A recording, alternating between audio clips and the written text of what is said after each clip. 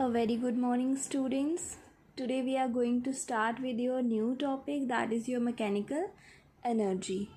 So, the energy possessed by the body due to its state of rest or motion is known as mechanical energy. So, the energy that is possessed by any body because of its state of rest or the state of motion is known as mechanical energy. So, this energy that is because of the state of rest is known as your potential energy, and the energy that is because of state of motion is known as kinetic energy.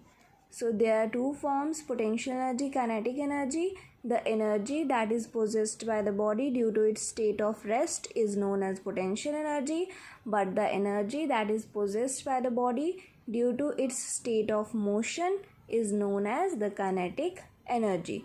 So how we can calculate total mechanical energy? Total mechanical energy will be the sum of both potential energy and the kinetic energy. So the energy which is possessed at the state of rest and the energy which is possessed at the state of motion. When we will add these two energies, we will get the total mechanical energy of that particular body. So many examples are given in your book of the mechanical energy. First one is car in motion. If any car is in motion, then it will possess the kinetic energy. Arrow on a stretched bow. The arrow on the stretched bow will also possess mechanical energy. Moving arms of a clock, that will also possess kinetic energy. A rock on a high hill, a swinging pendulum. So all these are the examples of mechanical energy. So now we are going to discuss about the first form of mechanical energy, that is potential energy. So the word potential is a Latin word. It is a Latin word. Potential is a Latin word which means to be able. So the energy that is possessed due to its state of rest or position is known as the potential energy. So as discussed earlier, the energy possessed by body due to its state of rest or position is known as the potential energy. Basically, the energy stored in the body when work has been done by the force in bringing the body to that state of rest or motion. So if we are doing any work on a body to bring that body to the state of rest or position, that work done will be stored in the form of potential energy. Is it clear, beta? When we are working on any body to bring that body in state of rest or position, that work done is stored in the form of potential energy, and that work done stored will be helpful in doing some other work. Is it clear to you? Now comes the types of potential energy. The very first type is elastic potential energy, and the second one is gravitational potential energy. So from the word elastic, it is clear that if we are talking about elastic, it means it can easily change the size or shape of the body. So here we have taken two examples. One is of the spring and another one is of a bow and an arrow. So you can see this is the original shape of the spring. So after compressing, when I will compress this spring, it will be of this shape, and when I will leave this spring, it will come back to its original shape. Is it clear? This was the original spring. I compressed it. It become like this, and the work I done on it to compress it, that is stored in the form of its potential energy, and when I left this spring, it comes out to be like this by itself by doing work. Is it clear? Next is the example of bow. So you all have seen bow. This is just to explain you. Then my drawing is not so good, so don't laugh. So bow is there, you can see this is a normal size bow. When we will stretch it, I will apply some force. This bow will be stretched with the help of this arrow. So you can see the shape of this bow has been changed now. So here we can see that the work I did on stretching this bow will be helpful in moving this arrow. So the work that I did on stretching this bow will be stored in the form of potential energy and will help in moving that arrow. Is it clear now? So the energy of this stretched bow and the compressed spring is called as its elastic potential energy because it is changing the size and shape of these bodies. Next is your gravitational potential energy. So the energy stored when work is done against the force of gravity. So here I have taken one example. This is a object A which is placed on earth surface. So you know earth has a force that is known as force of gravity. All of you are aware what is force of gravity? The force by which it pulls any body towards itself. So when I am taking this body A at a height h, when I am taking it at the height h, so I have to do some work against this force of gravity. That work done will be stored by this body at height in the form of potential energy. When I am taking this body at a height h, I have to work against the force of gravity and that work done will be stored in the form of potential energy by the body which is at height.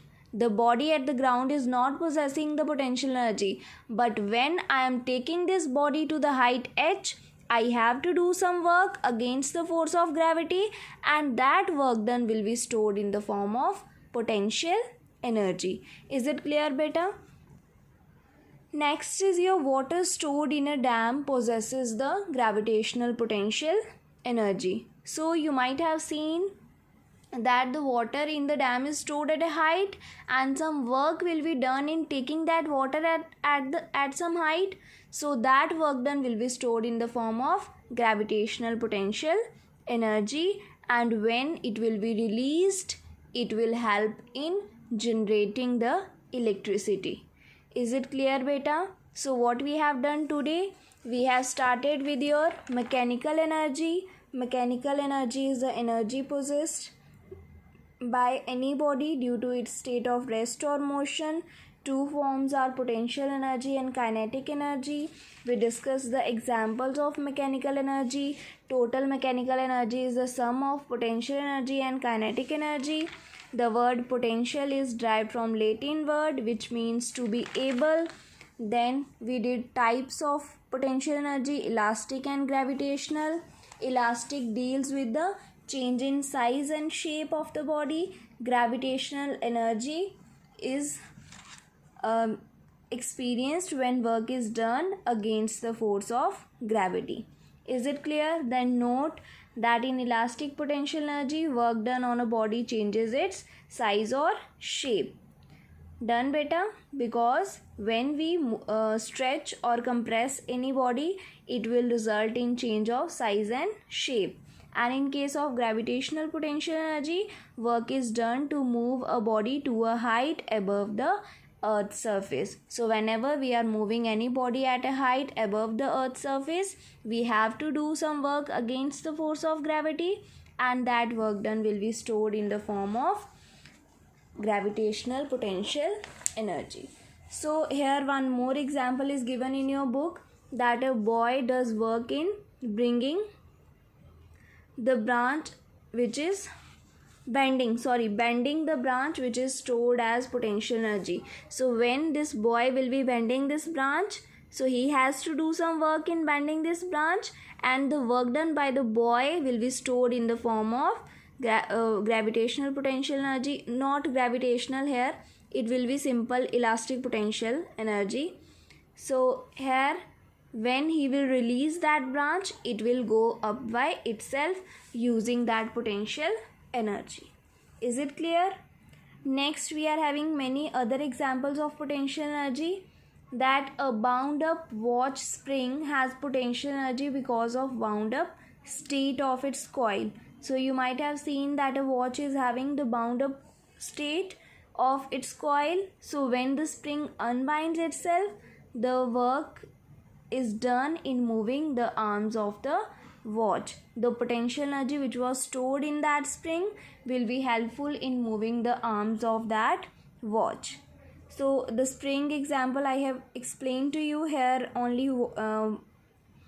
They have included the ball here, that if any spring is compressed and a ball is kept on the compressed spring, the ball will fly away, and this work will be done by the compressed spring. That is the potential energy stored in the compressed spring. Next is your that you have taken a stretched rubber catapult, and that is having potential energy due to its stretched state, and when a pebble is placed on the stretched rubber catapult, then it will thrown away, and that energy, the work done in stretching the rubber band will be used in moving the pebble, because that is the potential energy stored in it.